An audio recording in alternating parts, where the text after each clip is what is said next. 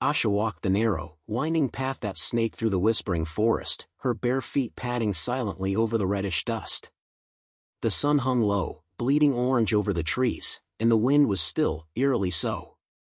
Asha didn't mind the silence. In fact, she preferred it. Silence didn't laugh at her. Silence didn't whisper that she was cursed. It didn't point when she passed through the market or mutter cruel stories behind her back. 17 seasons old, Asha had lived all her life on the edge of the village of Enguli. Her small mud hut stood near the forest line, far from the rest of the village homes, as though the trees themselves had tried to shield her from human judgment. She'd never known her mother, who had died giving birth to her during a rare blood moon. From that night on, the villagers had watched her with wary eyes, calling her Mwizi Damu, blood child. Some spat when she passed. Others crossed their fingers or turned away entirely. Even the children, taught by fearful mothers, kept their distance. Her father, once a respected herbalist, had drowned his grief in palm wine and disappeared one moonless night when she was barely old enough to speak. She'd grown up in the shadows. Watching. Listening. Learning how to survive in a world that had never made space for her. She gathered herbs and roots from the forest, bartered them for scraps of food or beads, and learned to read the moods of trees and the whispers of animals better than she could any human voice. That evening, a bundle of fresh leaves slung over her back, Asha took the long road home, one that passed beneath ancient tamarind trees, their gnarled roots like sleeping snakes across the path.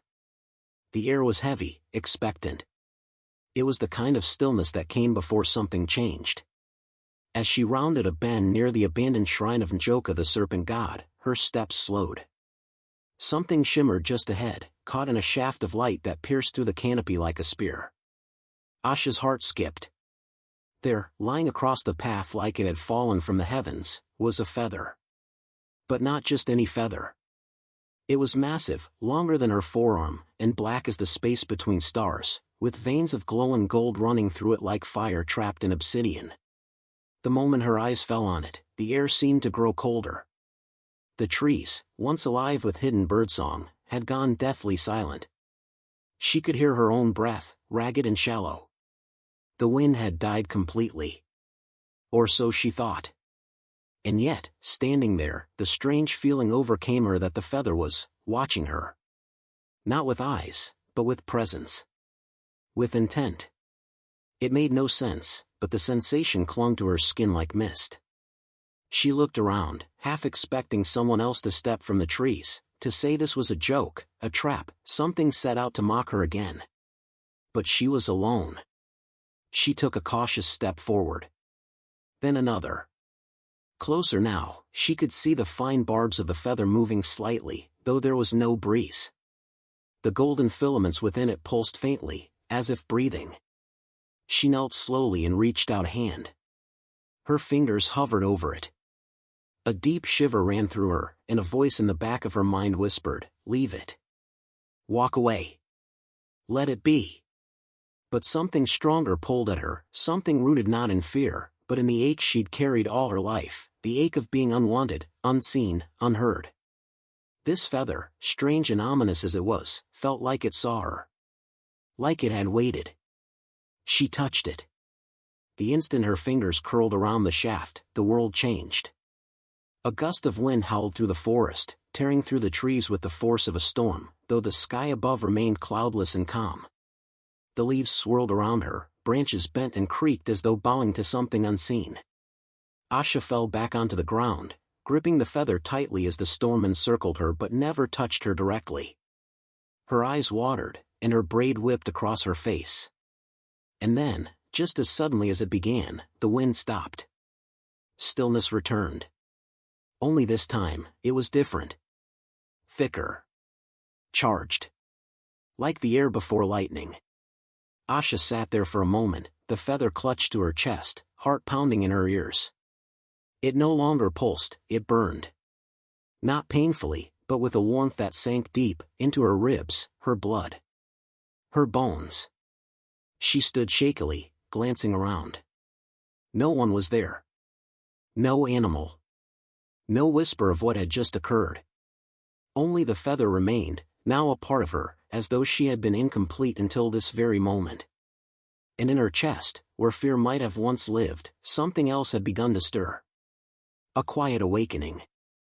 She walked the rest of the way home with the feather hidden beneath her shawl. But the path no longer felt the same. It felt like it was watching her now. Or waiting for her to return. That night, the dreams came. Asha had barely laid her head on the thin straw mat when the darkness behind her eyes shifted into color and sound. She stood beneath an enormous sky, stars pulsing above like hearts in rhythm. All around her, flames rose from the earth, twisting in patterns that made no sense but felt ancient, familiar. Her feet were bare on scorched black soil. Her arms, when she raised them, ended not in hands but vast wings, black with shimmering gold tips, just like the feather. She tried to scream, but wind filled her lungs instead, hot and roaring. Above her, something flew in circles, not a bird, not human, but something in between, a creature of feathers and flame, eyes like molten stone. It looked down on her, and though it did not speak, she heard it. A voice behind the wind. You have been touched. Chosen. Returned. She jolted awake, drenched in sweat, chest rising and falling like she'd run for miles. The room was dim, lit only by slivers of moonlight through the window slats. The feather lay beside her mat, motionless, but somehow alive. She could feel its heat. Her breath caught when she saw the shadow outside her hut, the silhouette of a hare. But it did not dart away as it should have. It sat still, head tilted slightly, ears twitching. Watching. Even as she stood, walked to the window and met its gaze, it didn't run. The next morning, more strange things followed. A flock of birds wheeled above her hut, circling, screeching, not in fear, but in warning. A goat, usually aggressive and prone to charging anyone who passed, merely backed away when she came near, eyes wide. Asha had always moved quietly, unnoticed. Now the world seemed hyper-aware of her presence, reacting to her before she even acted. When she stepped into the forest to gather herbs, butterflies surrounded her in unnatural numbers. They clustered near her shoulders, wings twitching with every step she took. Even the breeze felt different, no longer random, but like it carried whispers. By midday, she heard the tapping of a walking stick outside her hut. A familiar sound. Asha's heart sank. Mama Zubaydah. The village priestess was a towering woman, older than most of the trees around the village, with skin dark as bark and eyes so sharp they could cut lies in half. Her voice was slow, deliberate, like she spoke only after tasting each word on her tongue. No one summoned her. She arrived where she was needed. Or where trouble grew. Asha opened the door cautiously.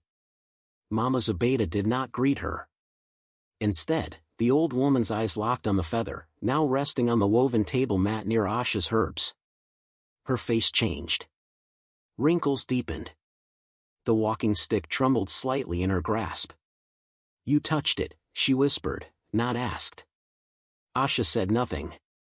Her hands clenched. Mama Zubaydah took a step forward, and the feather pulsed. Gold streaks ran up its length like veins lighting up, and a deep hum filled the room. The priestess gasped, stumbling back a step. Her eyes widened in real fear, something Asha had never seen in her before. That cannot be, the woman muttered. It was supposed to be lost forever. What is it? Asha finally asked. Her voice was steadier than she felt. Mama Zubaydah looked at her for a long moment. When she spoke, it was soft, reverent, and weary. That is no ordinary feather. It belonged to a sky beast. Asha blinked. A what? Before our mothers, before even the earth was still cooling, there were creatures born from storms and stars. Sky beasts, guardians, destroyers, and messengers between worlds. They had wings like thunder and fire. They flew so high the clouds bowed to them. The last was hunted, brought down during the era of silence. Their bones became mountains. Their feathers vanished. Asha looked down at the thing that now hummed gently beside her herbs. Why me? I don't know, the priestess admitted. But I know power when I smell it. And danger. Her eyes narrowed.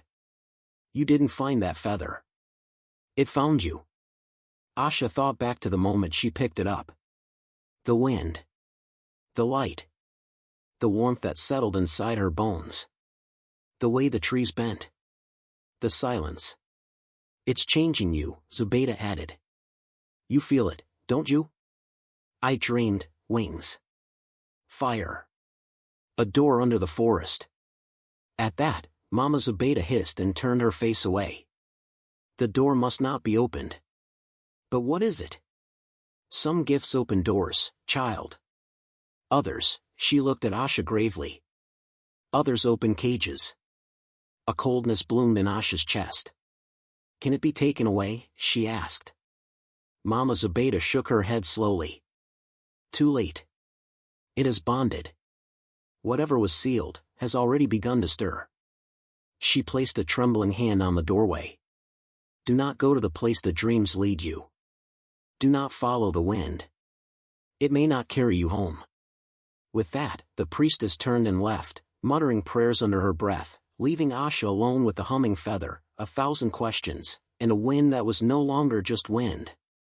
The feather glowed softly in the corner, and somewhere deep in the forest, a hidden door that hadn't moved in centuries gave the faintest groan, as if sensing its key had been found. The dreams would not stop. Each night, Asha found herself soaring through black skies, chasing a flickering flame across vast plains of memory. Her wings, sometimes whole, sometimes tattered, carried her over rivers of ash and mountains with faces carved into their cliffs. Always, the dream ended at the same place, a tree, impossibly large and twisted, its roots like claws, its bark carved with symbols that pulsed like heartbeats. A voice echoed before waking, "Come, child of the storm. Come and remember." By the fourth night, sleep became unbearable. The waking world felt thin, stretched. The trees whispered louder during the day. The feather glowed even when hidden. Even water tasted different, sharper, as if laced with thunder. She could ignore it no longer. Wrapped in a dark shawl, feather tied carefully to her hip, Asha slipped from her hut before dawn. The village was quiet, only the low moan of wind brushing the rooftops. She carried no tools, no food. Only a gourd of water and the weight of something ancient pulsing at her side. Her feet led her east, toward the forgotten grove. Even the bravest boys dared not wander there. Stories told of people vanishing, of screams echoing from hollow trees, of ground that swallowed anything too curious. But Asha felt no fear. Only certainty. The forest changed as she crossed the threshold. The air grew denser, sweet with sap and rot.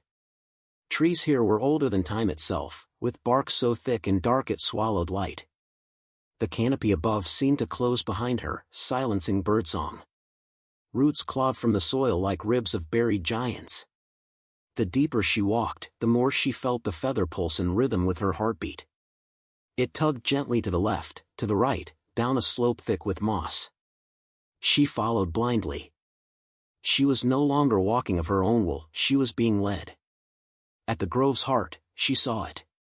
The tree from her dreams. A baobab, but not like any she had seen before. It twisted unnaturally toward the sky, trunk coiled like rope. Its bark shimmered faintly, almost metallic, and symbols covered every inch, spirals, eyes, wings, and lightning bolts carved by hands long vanished. Asha stepped forward. The ground beneath the tree was bare, a perfect circle of reddish clay. When she stood at its center, the feather at her side began to hum, a deep, low sound like a drum in her bones. She placed a hand on the bark. A sudden heat surged through her arm. The symbols nearest her palm lit gold. Then the roots shifted. The earth groaned and cracked. Soil fell away in chunks, revealing a narrow staircase spiraling down beneath the tree. The roots twisted aside like guardians reluctantly granting passage. Asha took a breath, stepped forward, and descended. The air inside was heavy with the smell of dust, stone, and something electric. The passage narrowed, then opened into a cavern lit by unseen light. It wasn't fire, but a strange golden glow that clung to the walls like mist. Carvings covered every surface, winged women locked in flight, storm clouds above cities, beasts with feathers of fire fighting horned shadows. Beneath one mural, bones lay in piles, long, delicate bones not quite human. They had been arranged carefully, respectfully, around a small stone altar. At its center rested a massive egg. Or what remained of one. It had cracked long ago, its shell split down the middle, revealing an empty core. But the stone glistened, etched with lightning-shaped veins. It pulsed, faintly, like something sleeping deep inside. Asha stepped closer. Her breath caught. She felt as though she stood before a piece of herself she had never known was missing. She reached out, fingertips grazing the smooth, cold surface. A burst of light filled the cavern. She staggered back, gasping. Energy surged through her body like she had swallowed the sun. Her skin glowed faintly, gold patterns racing down her arms like vines. Her heart pounded, not with fear, but recognition. This place, this egg, these murals, they were fragments of her blood, her past. The stories no one had told her. The truth buried beneath whispers and warnings. She looked down. In her hand, unbidden, now lay a second feather. It was smaller than the first, but it shimmered brighter, silver woven through black, like moonlight and shadow. She hadn't picked it up. It had simply appeared. As though the egg had given it to her. She fell to her knees, overwhelmed. Not by pain, but by the weight of understanding. She wasn't cursed. She was connected. Not to devils or demons, as the villagers believed, but to a forgotten legacy, a people who had flown through the skies and wielded storms, who had loved and fought and fallen. Her chest burned, not from fire, but from the force of memory awakening. Asha clutched the second feather tightly. The door had opened. And she could never be the same again. When Asha returned to her hut, the world outside felt thinner. Less substantial.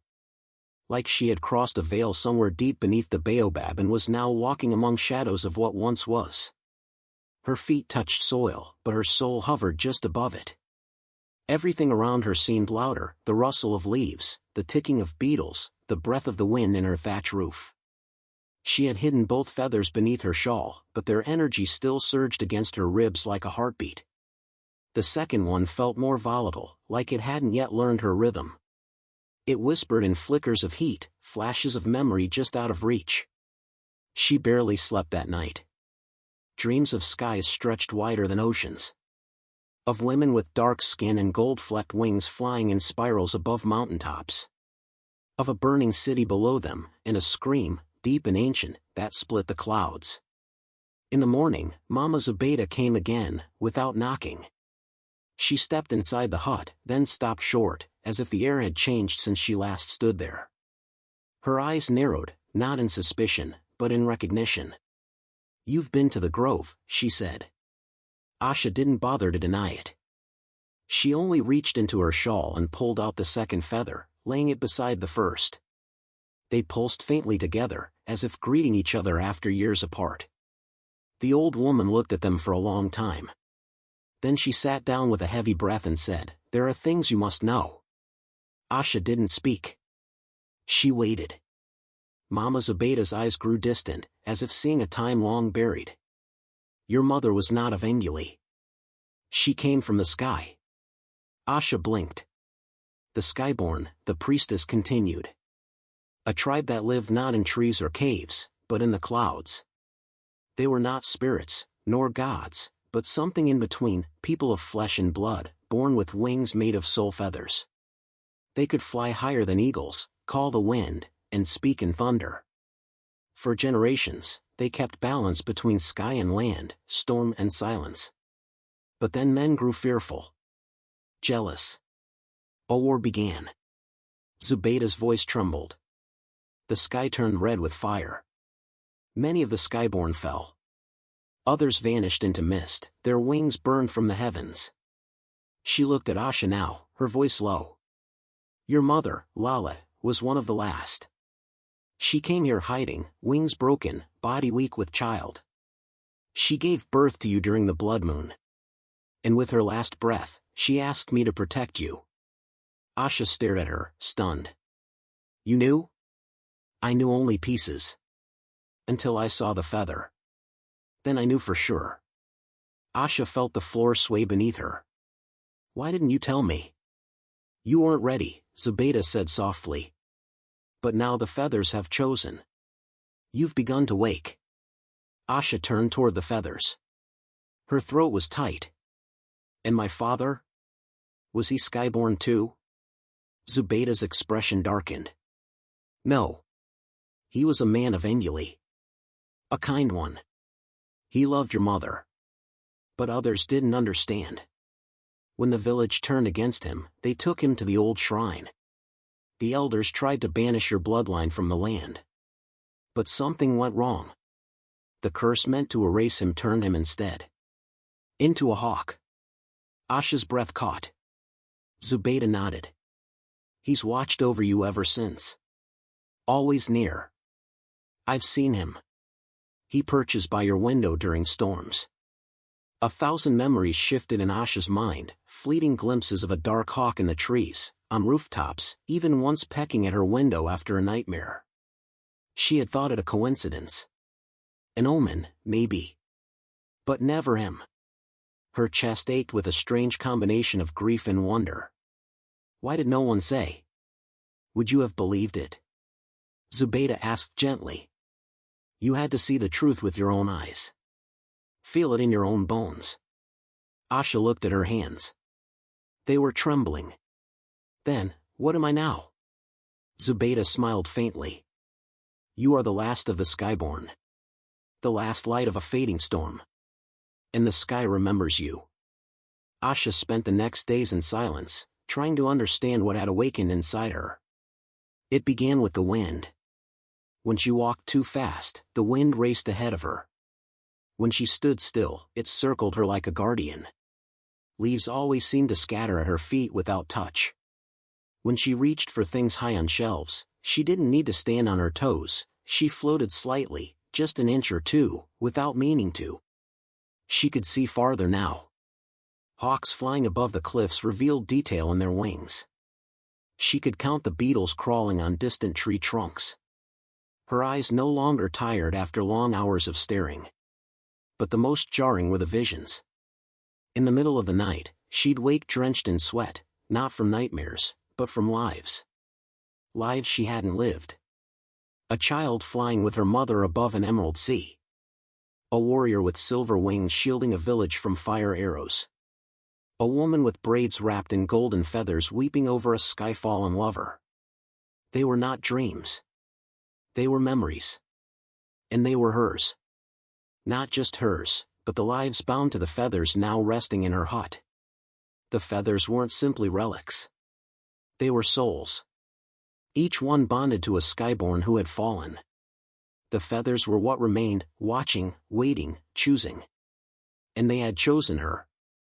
The girl who had walked alone all her life was now the vessel of many. The voice of those forgotten. And the wind had only just begun to speak. The river had always been a quiet place. Asha would go there to think, to cool her feet in the rushing waters, to speak to herself where no one could hear. But that afternoon, when the sun hung low and the trees swayed gently, she forgot herself. She sat at the riverbank with her eyes closed, the feathers hidden in the satchel across her chest. The second feather was warm, pulsing steadily like a drum. She was beginning to feel the wind inside her bones, how it moved when she breathed, how it answered when she called. She reached for a low-hanging fruit just beyond her reach, then without thinking, rose slowly into the air, her feet lifting inches from the ground as if the earth had loosened its hold on her. A gasp broke the silence. Asha's eyes snapped open. Across the river, two women fetching water stood frozen. One dropped her pot, and it cracked against the rocks. They turned and fled, shrieking. By nightfall, the whispers had already begun. She floats like a spirit. I saw her eyes, they glowed like fire. Witch. She was born wrong. Now it's showing. Children were pulled away when she entered the square. Doors closed before she could knock. Where once she had exchanged herbs for maize or cassava, now her offerings were refused. The old woman who used to give her leftover stew tightened her lips and turned her back. Even the dogs barked when she passed. Asha tried to hide it. She wore heavier clothes to muffle the glow in her skin. She kept her head low, her voice soft. But the wind no longer obeyed her silence. It followed her like a loyal beast, and its presence could not be unseen.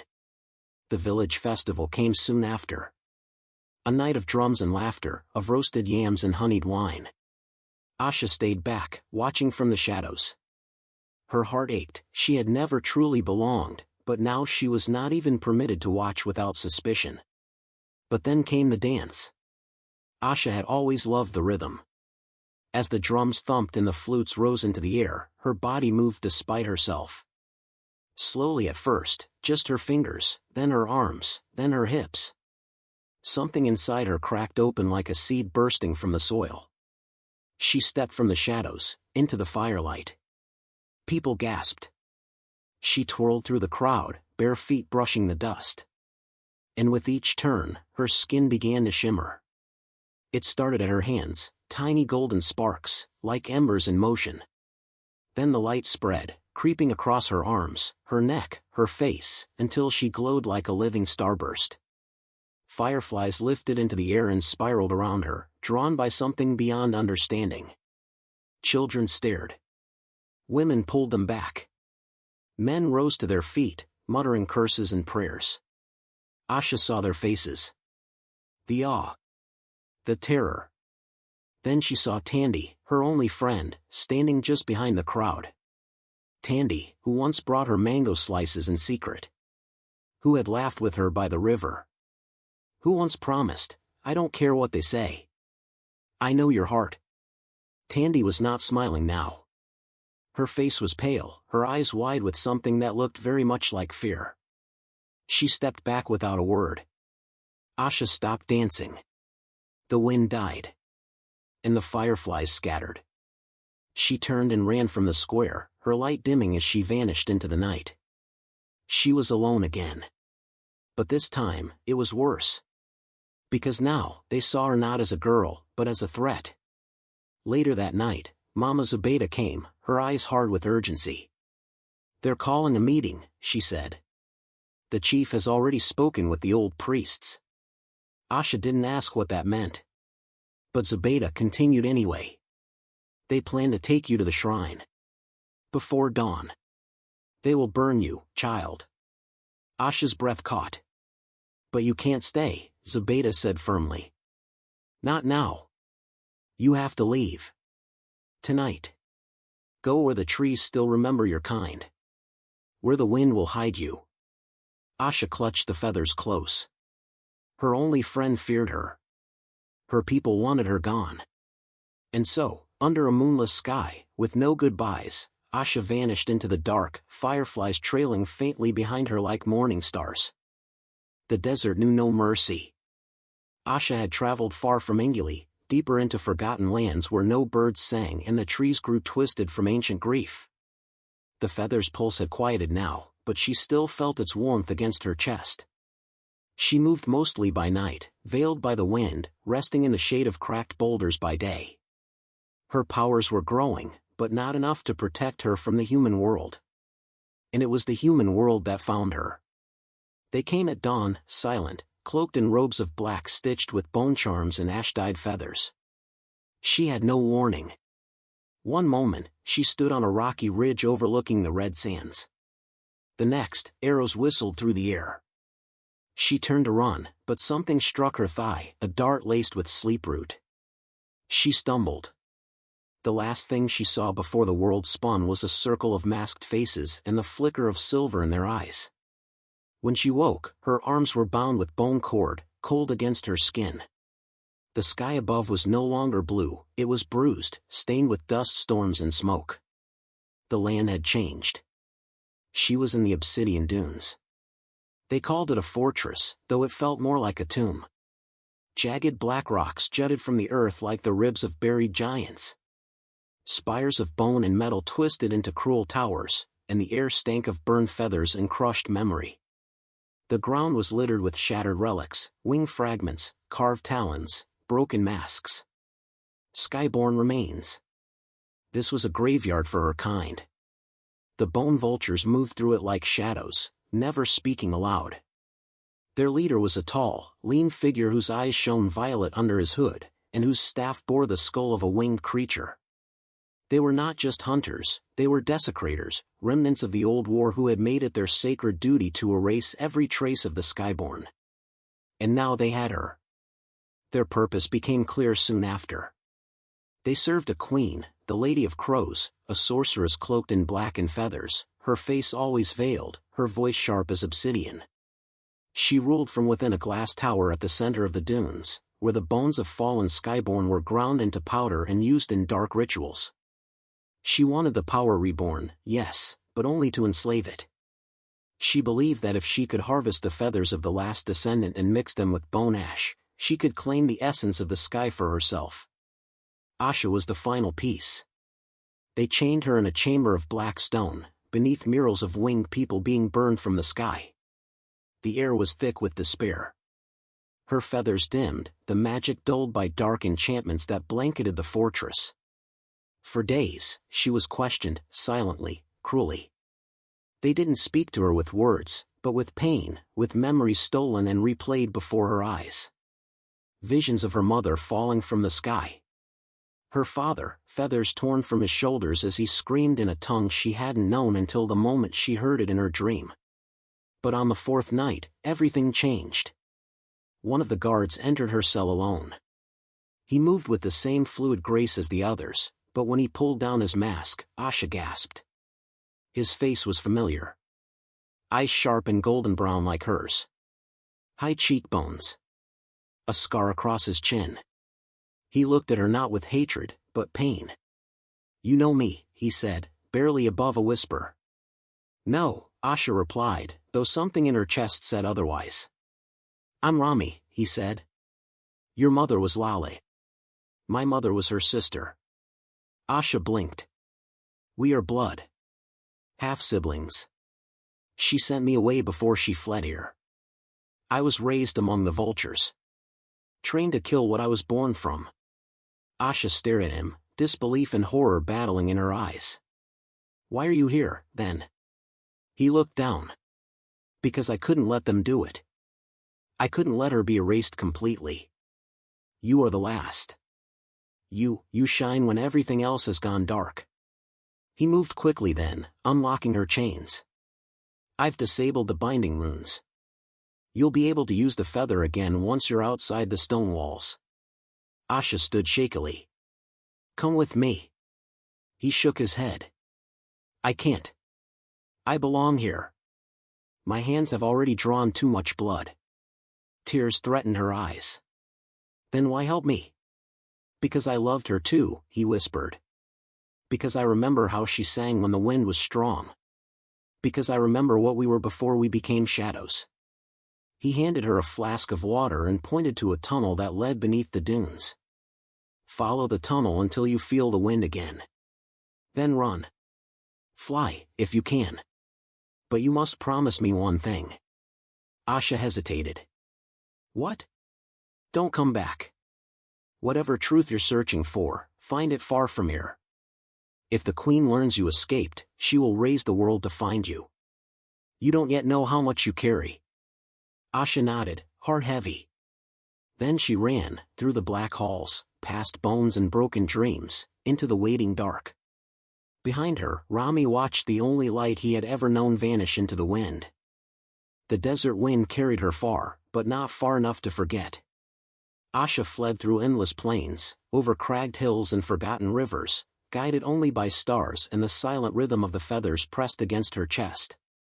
Her powers slowly returned, first as flickers of warmth in her limbs, then as full currents of wind that obeyed her hands, like loyal hounds recalling an old master. But it wasn't until she reached the highlands, where sky-kissed mountaintop and thunder rolled in silence, that she found him. Neloro. She first mistook him for just another bird, a vibrant hornbill with bright red beak and golden eyes. But when he landed on a branch and spoke, she nearly fell backward into a stream. "You're late, child of cloud," She gaped at him, mouth half open. Neloro flapped down, perching on a rock with the weight of a judge. I've waited 3 lifetimes to meet you. I expected someone taller. You can talk.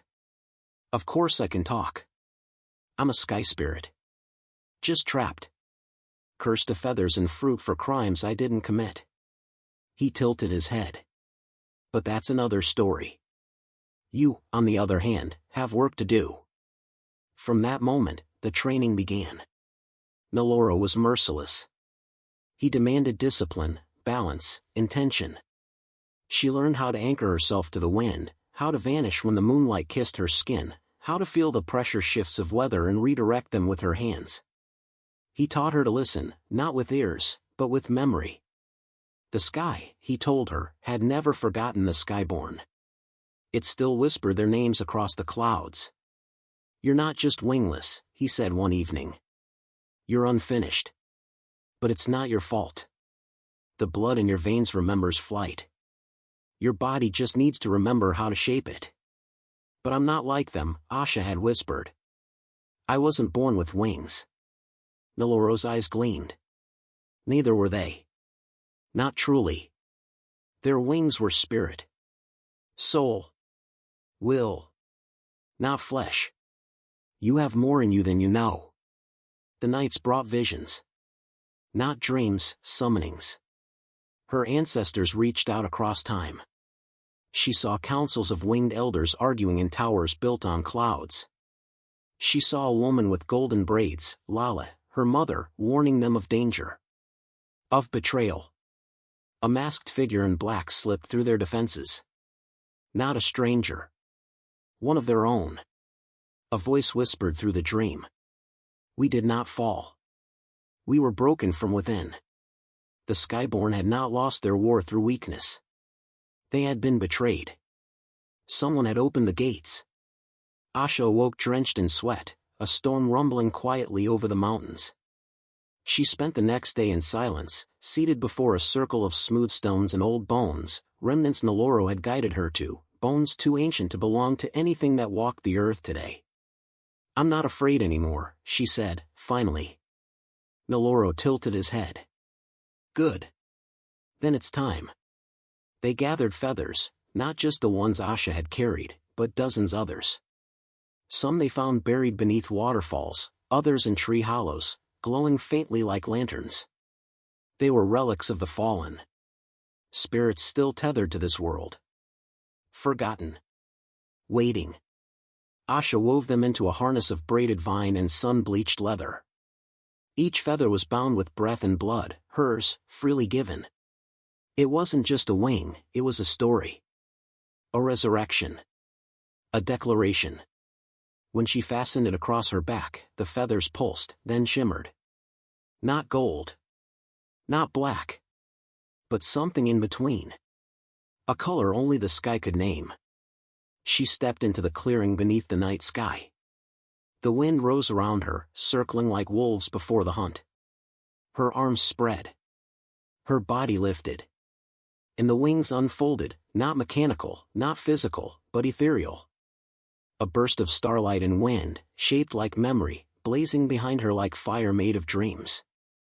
They hummed with every ancestor who had fallen. With every whisper that had called her name since birth. Neloro watched from the branch of a gnarled tree. You have your mother's grace, he said softly. But your own fire. Asha hovered in the air, suspended by wind and will. The stars shimmered above. She wasn't just flying. She was remembering. She closed her eyes, feeling the wings curve with her thoughts. I am Asha of the Skyborn, she said aloud, voice steady. Daughter of Lale. Descendant of the storm. And I will not run anymore. The mountains echoed her vow. For the first time, she didn't feel like a girl trying to escape something. She felt like a force returning home. The wind shifted the moment Asha stepped across the old riverbed, the one that marked the edge of Enguli. The once clear waters were murky now, blackened by ash and bone dust. Smoke coiled in lazy spirals above the trees, and the air no longer smelled of millet or firewood, it reeked of rot and silence. Enguli had changed. Her village was under siege, not by armies, but by presence. The bone vultures had come. Their black tents rose like tumors along the main road, and their bone-marked guards patrolled the huts with curved spears and hollow eyes.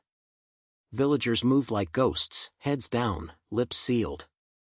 Where there had once been gossip and children's laughter, there was only fear. Asha kept to the shadows, her wings hidden, but her power simmering just beneath her skin. Neloro, perched on her shoulder in hornbill form, whispered, "They're preparing something. A binding rite." Asha nodded grimly. She already felt it. The call of the queen was growing stronger. The third feather pulsed against her chest, an echo in her blood. Then the sky changed. The sun dimmed slowly until it became a red sliver behind black clouds. An unnatural eclipse began, blotting out the day. The villagers dropped to their knees in panic, chanting prayers they barely remembered. The air thinned. She had come. From the horizon, a great wind rose, not the kind Asha called, but something older, corrupted. Dust swirled, clouds bled, and at the center of it all was a chariot of bones pulled by eyeless vultures.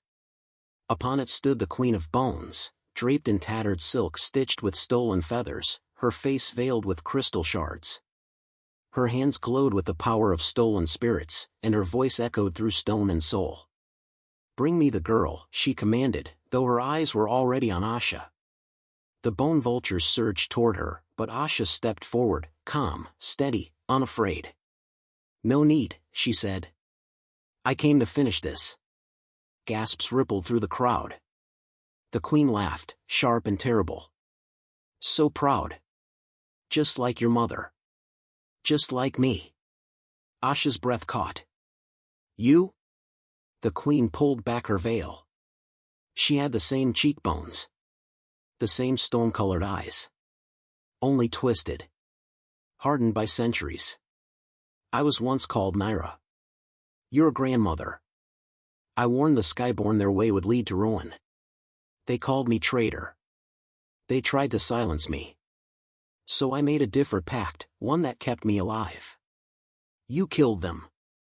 I preserved what I could. In myself." Her voice softened, almost cruelly tender.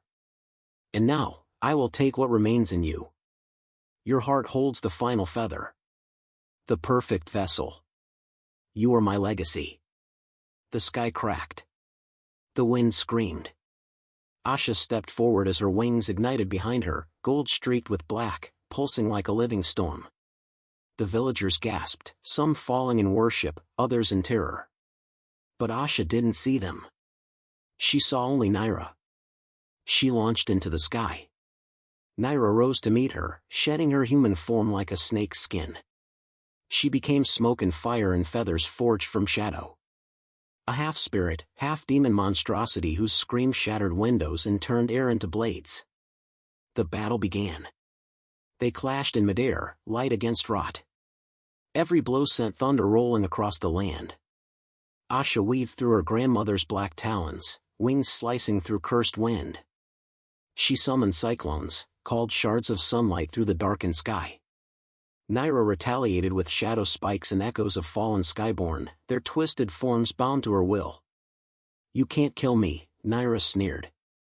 "I am in your blood." "I know," Asha gasped, dodging a spear of bone. "But so are they."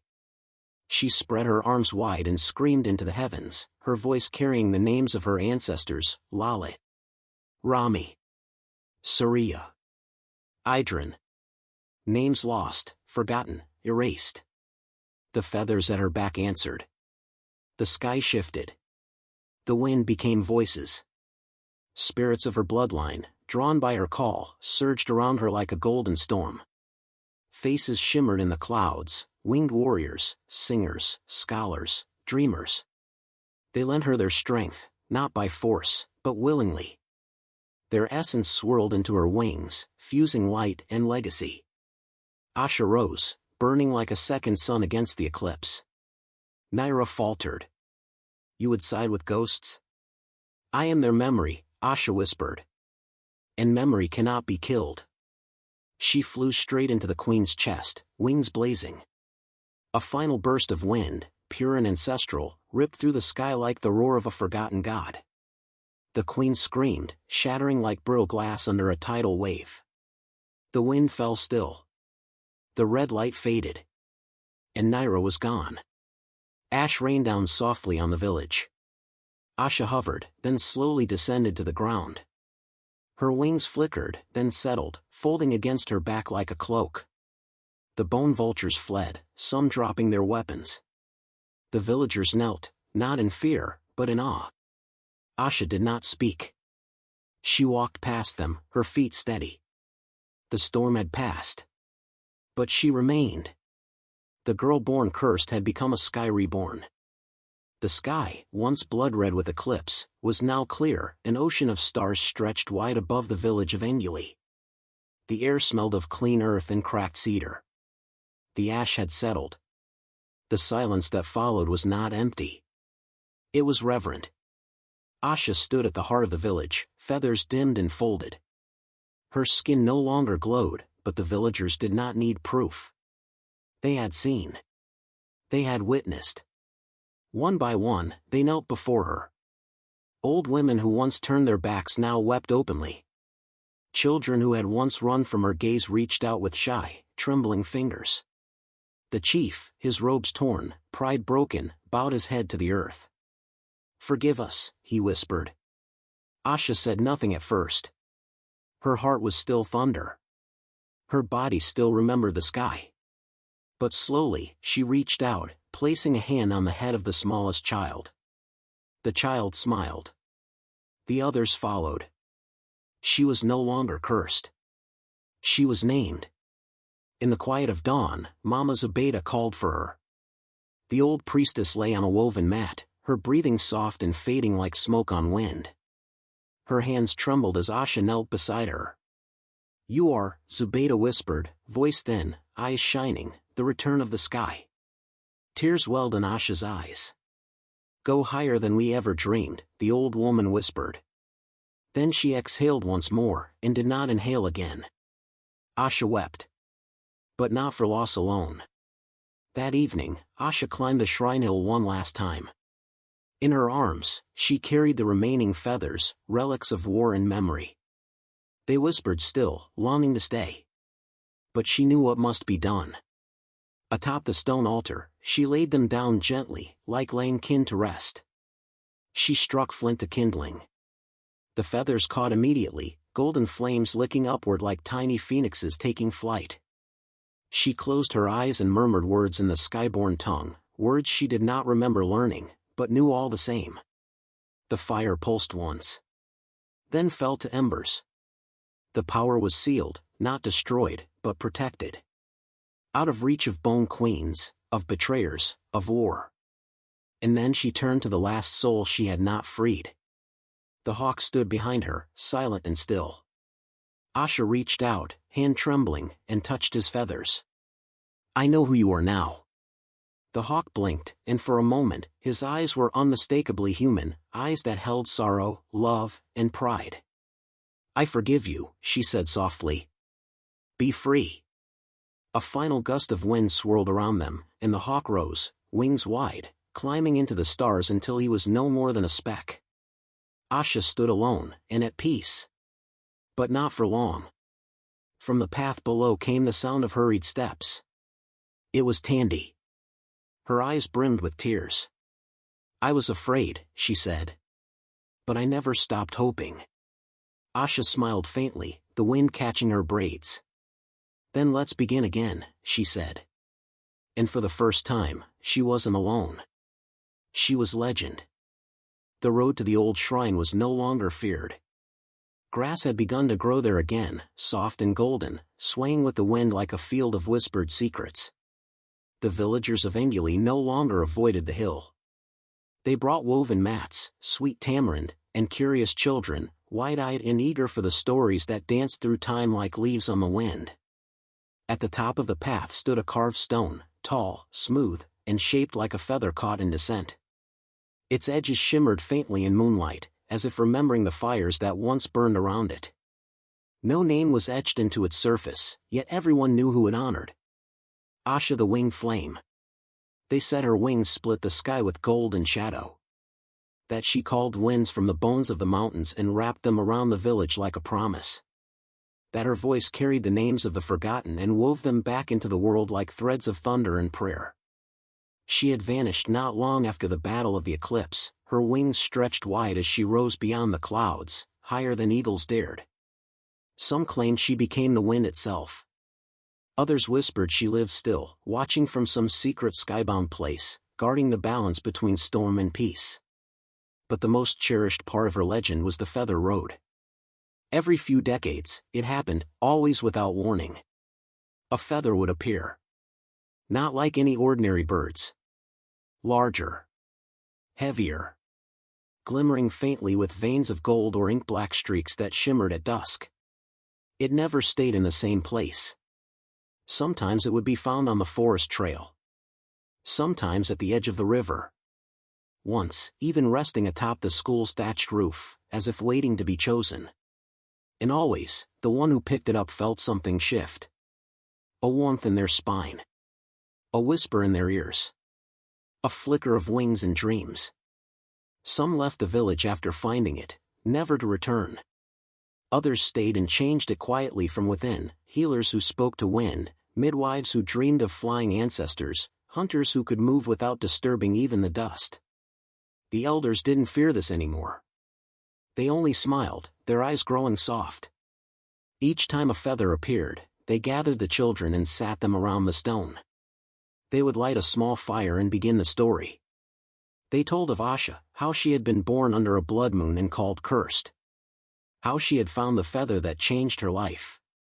How she walked into forgotten groves and unearthed truths buried in bone. How she rose against the Queen of Bones and called her ancestors back into the sky. How she chose peace over power, memory over vengeance. They spoke of her laughter, sharp and full of fire. Of her tears, soft as rain. And always, always, they ended with the same words. If the feather calls your name, don't look away. They would lean forward, voices dropping to a hush.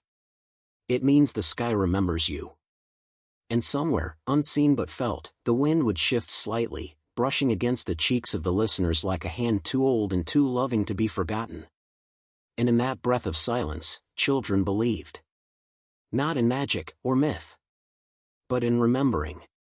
Because long after wings are gone, and fires fade, and names crumble from stone, memory remains. Carried on wind. Whispered in feathers. Waiting.